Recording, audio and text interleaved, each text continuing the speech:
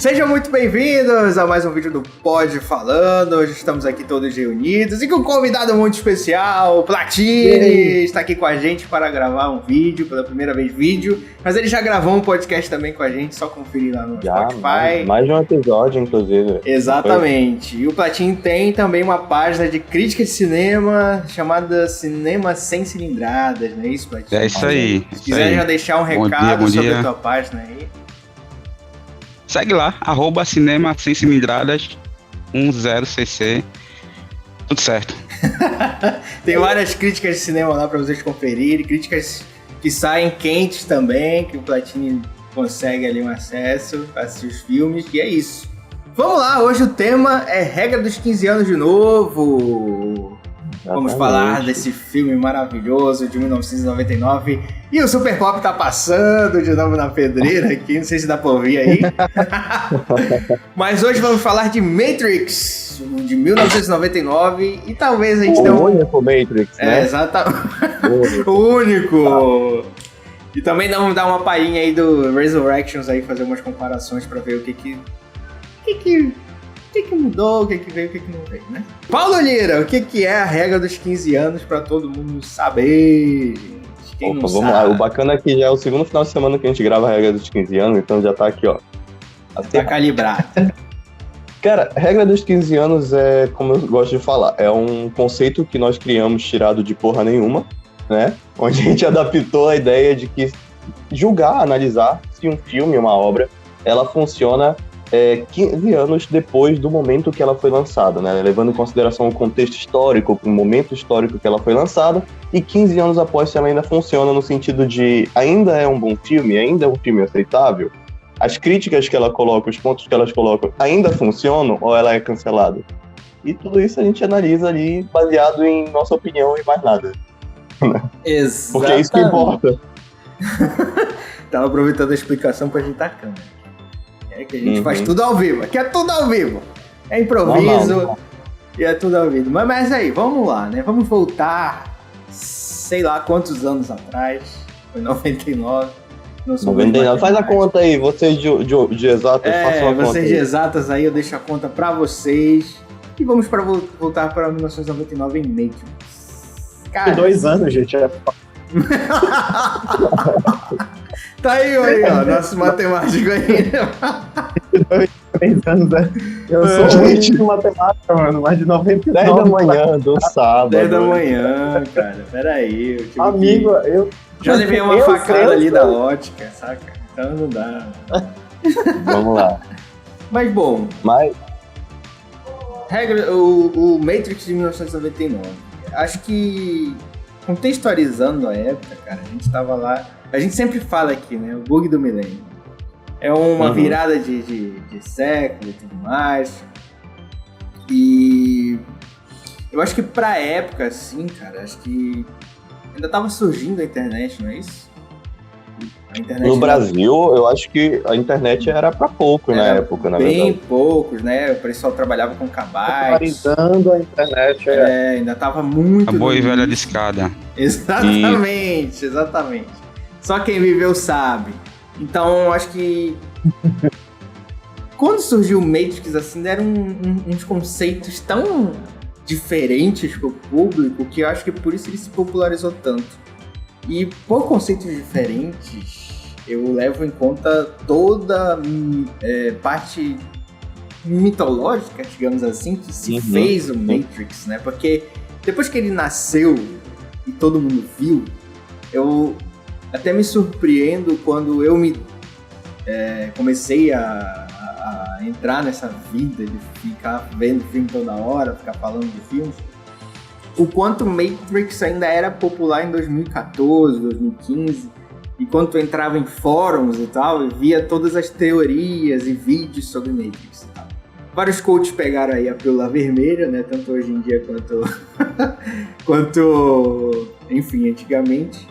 Mas toda essa mitologia de tipo, pílula vermelha, sair da realidade, programação, livre-arbítrio, pra mim era o que fazia o Matrix faz o Matrix de 99 um filme fantástico.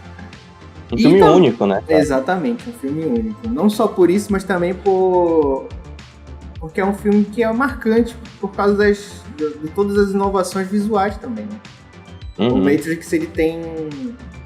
Não sei se ele... Não, ele não lançou, mas ele trouxe uma nova forma de ver os efeitos visuais.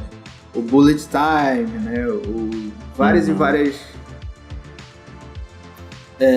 o próprio 3D pra época, assim, era um negócio assim que tu vê hoje em dia que é absurdo e tudo mais, toda a computação, animação, enfim, dos personagens e tal, das lutas, porque é um negócio assim, um espetáculo visual, querendo ou não, ele chegou pra ser isso, né?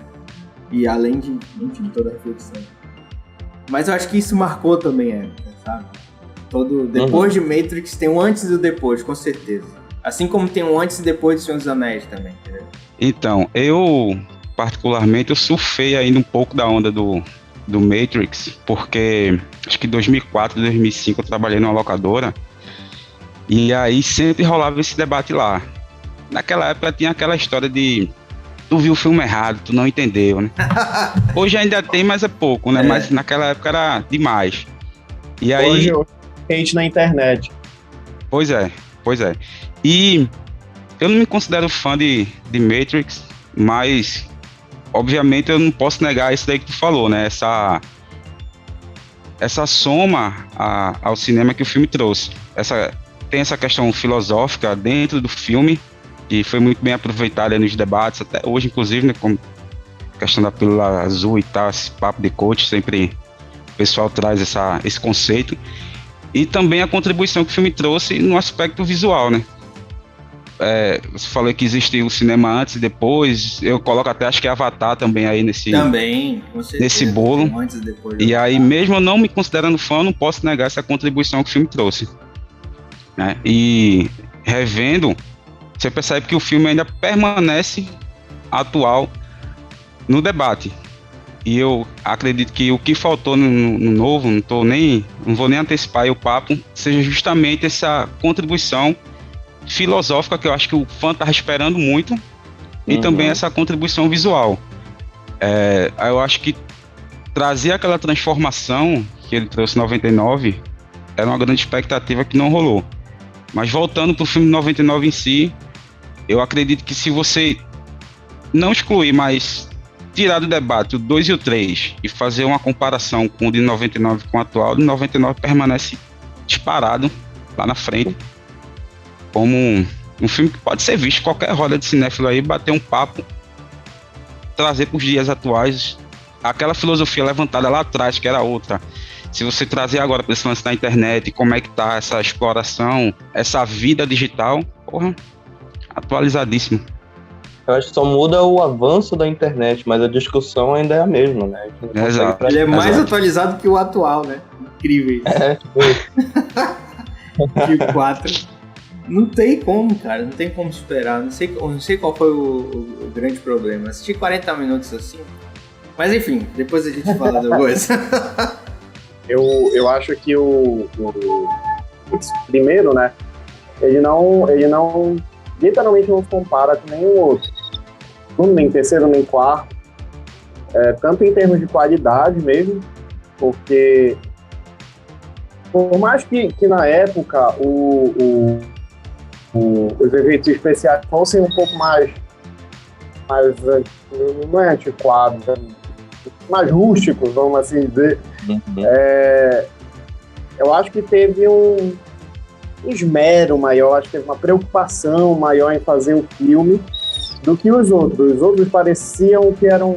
Sempre me pareceu, do segundo, terceiro e quarto, me pareceu que eram umas coisas genéricas, assim, de fato, só para ganhar dinheiro. Eu acho que o quarto, em termos visuais, ele é muito bom. Ele tem uma estética bacana. Eu acho que a estética que a Lana Wachowski usa em praticamente todos os filmes dela, que é uma estética mais limpa, mais colorida, umas coisas mais assim, eu acho que funciona.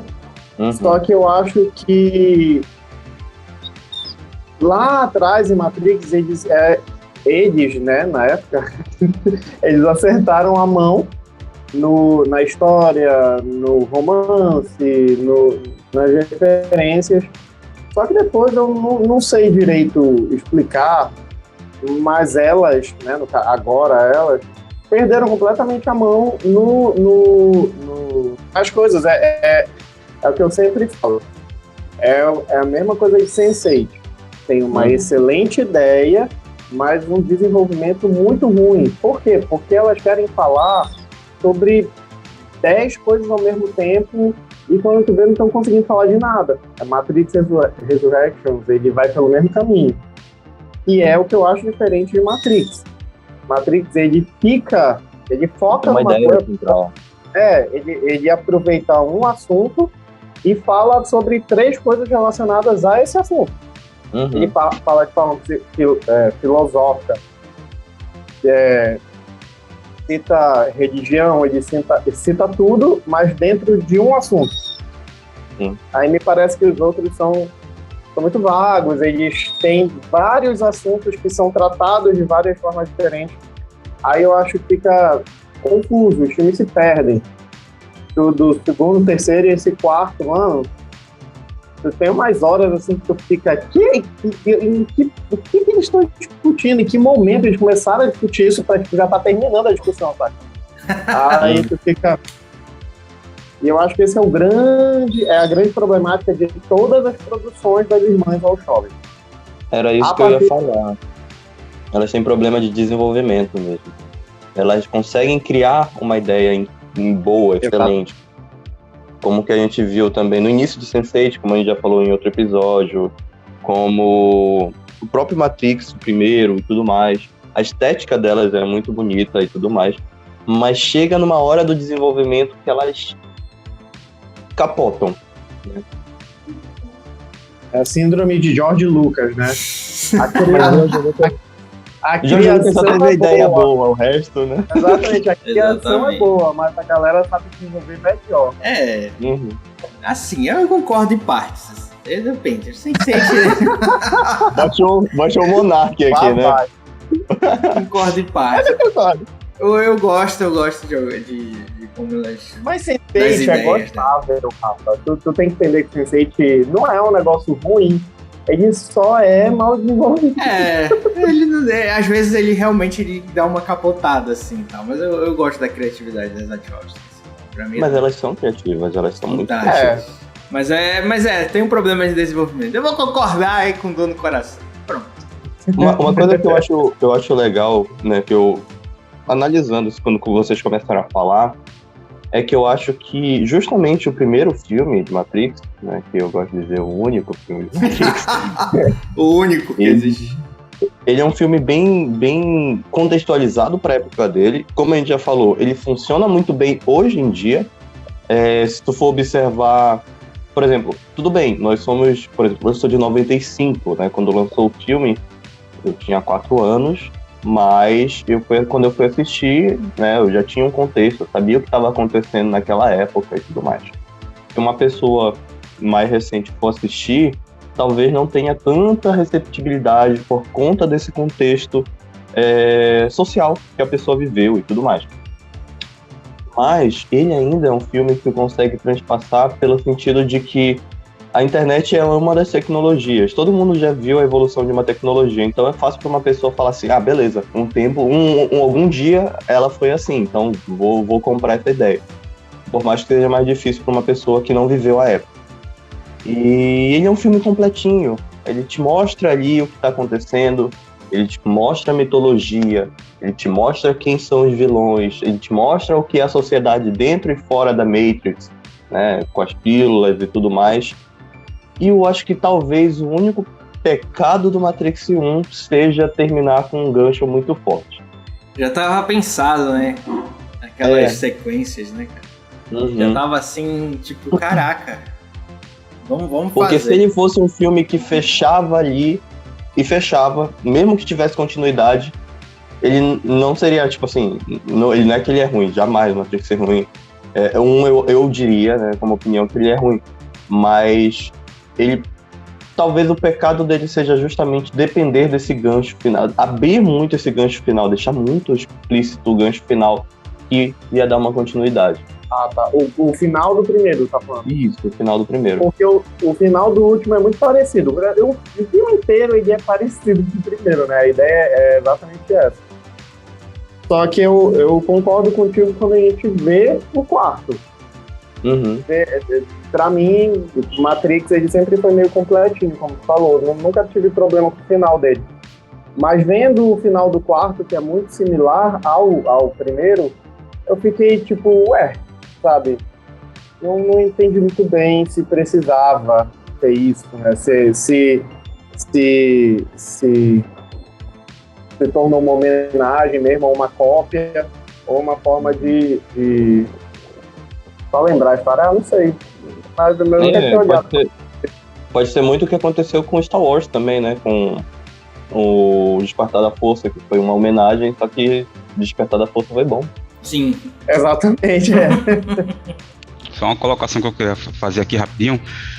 Isso que Reinaldo falou em relação aos efeitos visuais do primeiro, ser rústico e tudo mais, hoje em dia de fato mas na época quando foi lançado, eu lembro, eu acho que eu era sexta série, não lembro, quinta série, não lembro bem, mas foi uma verdadeira revolução, porque era professor que falava em Matrix, coordenadora, diretora, a gente via as pessoas comentando o filme, óbvio que eu não entendia nada ainda na época, e só vim parar para observar a mesma trilogia quando eu trabalhei na locadora, nesse período aí que eu falei, mas existiu essa revolução com relação ao visual, e muitos filmes depois usaram isso. Acho que tem um filme de comédia aí, Kung Fusão, se eu não me engano, que fez uma homenagem a esse bullet time, né, de Matrix.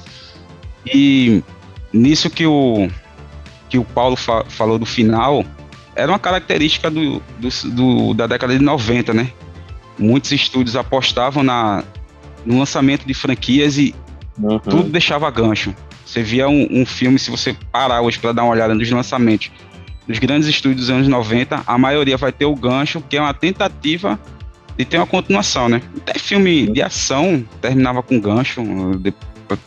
Braddock, por exemplo, né? O terceiro, o pessoal ainda termina como se ele fosse fazer mais uma missão e tal. Enfim, era o perfil do cinema, né?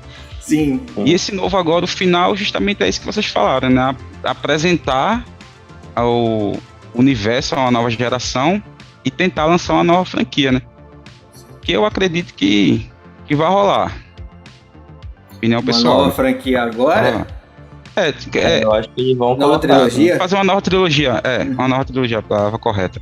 Eu acho que vai rolar, porque tem história para desenvolver e eu acredito que tenha público, né? O fracasso que as pessoas falam de bilheteria também se dá muito pelo momento, né?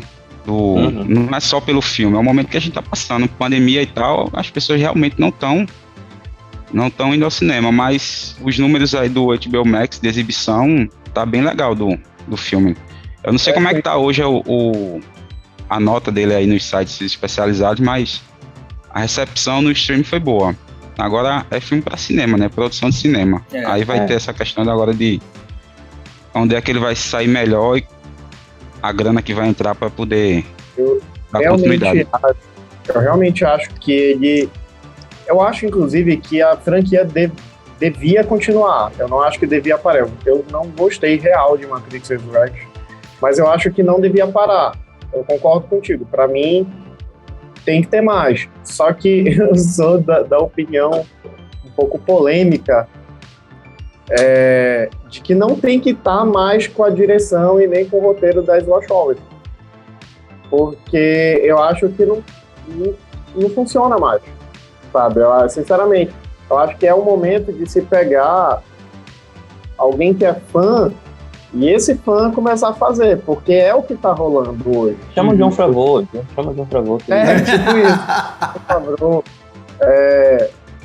Todos esses ou chama a Lily de volta, né? Pois é. Vai que as duas juntas funcionam assim. Né?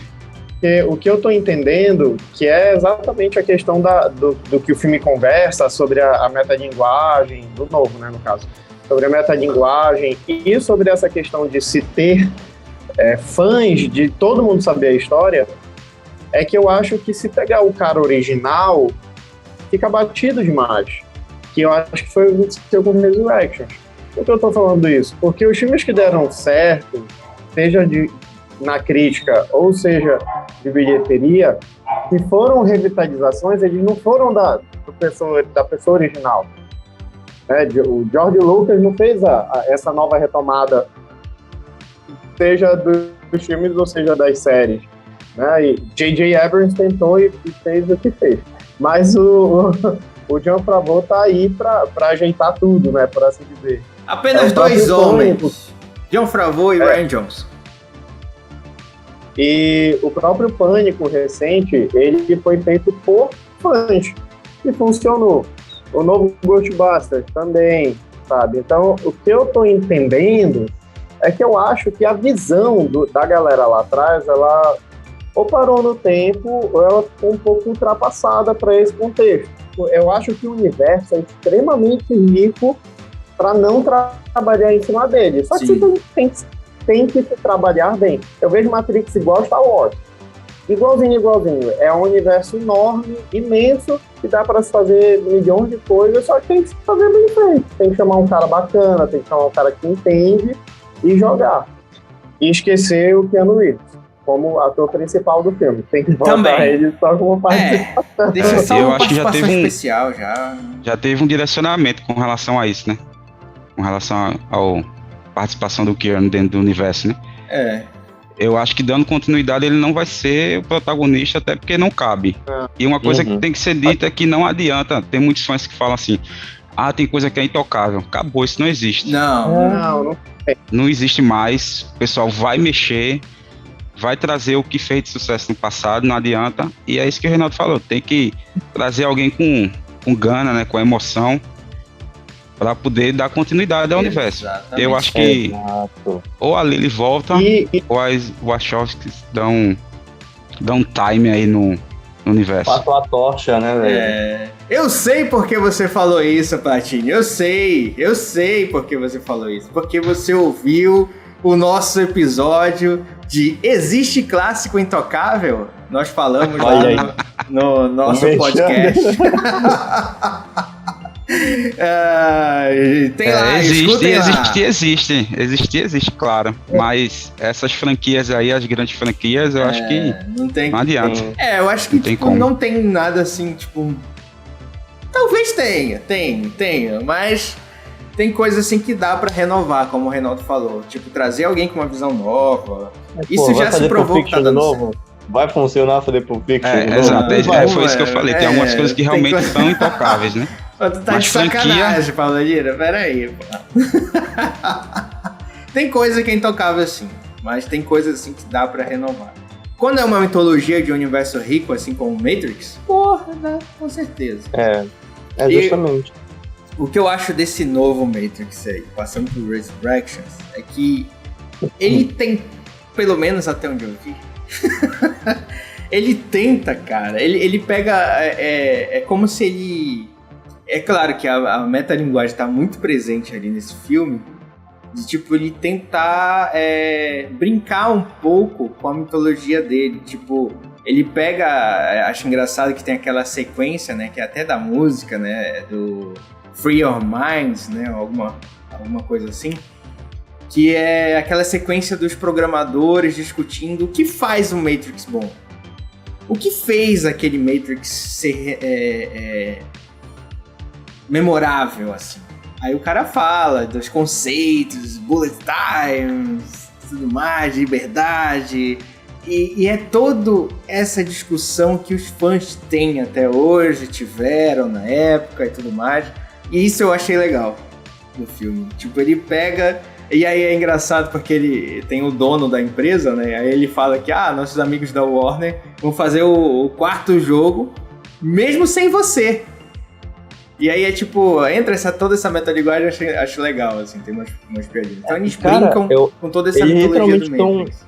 Eles estão falando, eles estão conversando ali uma coisa que provavelmente possa ter acontecido na produção do filme. Talvez tenha sido melhor ter feito sem talvez sairia alguma coisa bem diferente.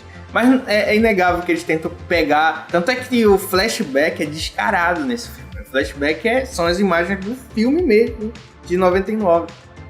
Então... É pra encher, pô. Pra enxertar, pô. Eles preenchem dessa forma. E isso é tipo, caraca, o que a gente tá fazendo aqui não é algo exatamente novo, mas a gente quer homenagear nossas próprias ideias, tentando incluir ideias novas, tentando renovar essa franquia. Então, tipo assim, toda renovada é renovável. Se ela tiver uma mitologia boa, uma mitologia rica, ela é renovável. Agora, como fazer isso? É justamente isso. Eu acho que eles tentaram, eles queriam, e eles até foram por um caminho certo, né, como tu tá falando, de tentar dar essa quebra de nós temos uma ideia, nós sabemos de onde ela veio, a gente conhece uma mitologia, só que daqui pra frente vai ser isso, né? Só que eles não aplicaram direito. Eu acho que foi um dos pecados do filme, mas eles mostraram que eles queriam fazer isso, né? Olha, a gente vai dar continuidade a partir daqui, tanto que tem essa ideia do gancho no final do filme para uma nova trilogia e tudo mais. Mas eu acho que foi mesmo ali a forma que foi feita e não exatamente a ideia inicial. Novamente caindo no mesmo paradigma das irmãs Wachowski, que a ideia inicial foi boa, a execução foi ruim, né?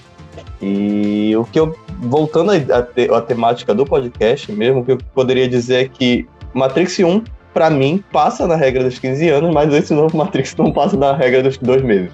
Então... Ai, caramba. Exatamente. Cara, pra mim também passa. Matrix 99 é um marco pro cinema, pra época dele, pra virada do ano, pra tudo, cara. É um filme fantástico. Pra mim passa, tranquilamente. Por tudo que eu já falei aí. Não vou repetir pra não ser redundante, mas tranquilamente. Provadíssimo. Passou com nota máxima. Tirou 10 na escola. Pode crer. E pra você aí que tá ouvindo também, passa ou não passa da regra dos 15 anos? Deixa nos comentários aí. E compartilha e tudo mais. Segue o nosso amigo Platini. Segue o Platini. Segue os perfis. Segue o Reinaldo, que ele responde inbox todo mundo. E quem quiser ver o Reinaldo também fora daqui, tá na TV Cultura. Exatamente, pessoal de Belém, Reinaldo tá lá na TV Cultura aparecendo de vez em quando. Lá se vocês assistem bastante TV Cultura, assim, sem censura e tudo mais, e veem, e eu falo assim, poxa, eu conheço esse brother, sim, é ele. É ele, exatamente. Então é isso. É isso, né, gente? Eu cortei vocês aí, mas eu acho que é isso. Daqui a pouco o Reinaldo vai perguntar: o que é a vida? O que é a vida? Eu tô me questionando isso agora. Mas então é isso. Valeu, pessoal. Muito obrigado. Valeu, gente, pelo convite mais uma vez. Tamo junto. Viva o frevo. Aí.